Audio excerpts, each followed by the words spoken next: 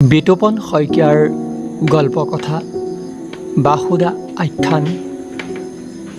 বহি আছোঁ দিখৌৰ পাৰতে, হাত দুখন পিছফালে ভেজা দি মই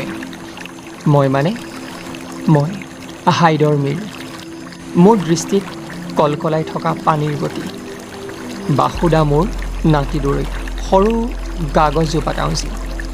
তাৰ হাতৰ ঘড়ীটো স্ফটিক পানীত পৰি ধৰফৰাই আছে। তাৰ ইখন হাত সিখনৰ কান্ধত।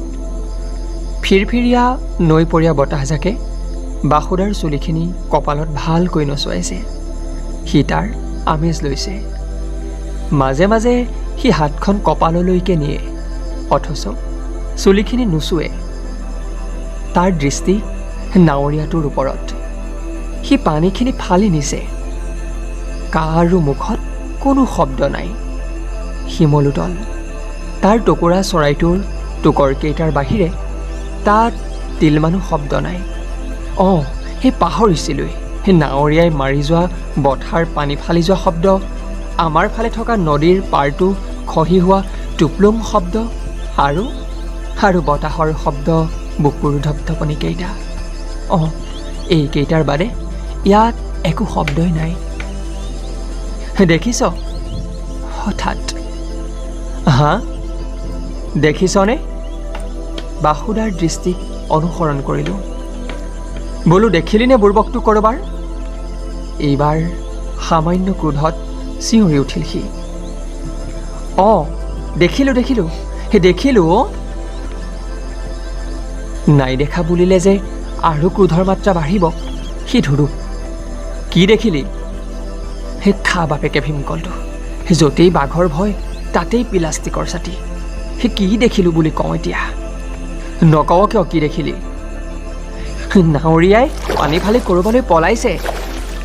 ভয়ে শংকাই ক'লোঁ। ধুই তোৰ কমন চেঞ্চক শতবাৰ পদাঘাত কৰিলোঁ। কি হ'ল বা এইবাৰ? এই ধৰণৰ অভিব্যক্তিৰে তেওঁলৈ চালোঁ। নাৱৰীয়াই খেদিহে গৈছে, পলোৱা নাই। কাক খেদি? সম্পূৰ্ণ নকৰিলোঁ। বাসুদাৰ সত্তাক সমীহ কৰোঁ নিজক কৰাৰ দৰে। তই বৰ বেল দেই। আৰু কাক? আছেনো কোন?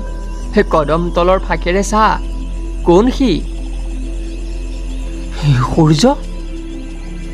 চকুহাল বহল হৈ গ'ল মোৰ।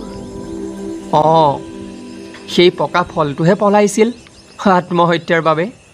সি ইয়াত দিখৌত আত্মহত্যা কৰিব নোৱাৰিলে, কাৰণ আমি ইয়াৰ পাৰতে থকা সি দেখিলে। নাৱৰীয়াই কিয় খেদি গ'লো বাসুদা? নামি অহা এন্ধাৰখিনিক চাই ক'লোঁ। কাৰণ নাৱৰীয়াই জানে, যদি সেই পকা আমটো যাক তই সুৰুজ বুলি কৱ, সি যদি আজি আত্মহত্যা কৰে, কাইলৈ কোনে তাক হতাশা দিব, আশা দিব, কলি দিব, ফল দিব, কিম্বা গধূলি গোপাল দিব? যেতিয়ালৈকে হেৰুৱাৰ ভয় নাথাকে, তেতিয়ালৈকে সকলো মানুহ সৰল হৈ জীৱন যাপন কৰে। আৰু অসাধাৰণ তেতিয়াই হৈ পৰে, যেতিয়া হেৰুৱাব লগা হোৱাৰ ভয়ে মানুহক পীড়া দিয়ে। পীড়া জীৱনৰ আটাইতকৈ শ্ৰেষ্ঠ শিক্ষক। শেষৰকণ কৈ বাসুদাৰ চকুৰ পৰা দুটপাল লোটক গলি গ'ল। তাক অকণমান সময়ৰ বাবে ছক্ৰেটিছ অথবা দস্তয়েভস্কি যেন লাগি গ'ল। মণিমুগ্ধওতো হ'ব পাৰে, অথবা অথেলো। টায়াৰৰ পিছফালে মাৰি এডালেৰে কোবাই ঘৰ অভিমুখী হোৱা বেলিটোৰ শেষকণত সেয়া ধৰা পৰিল।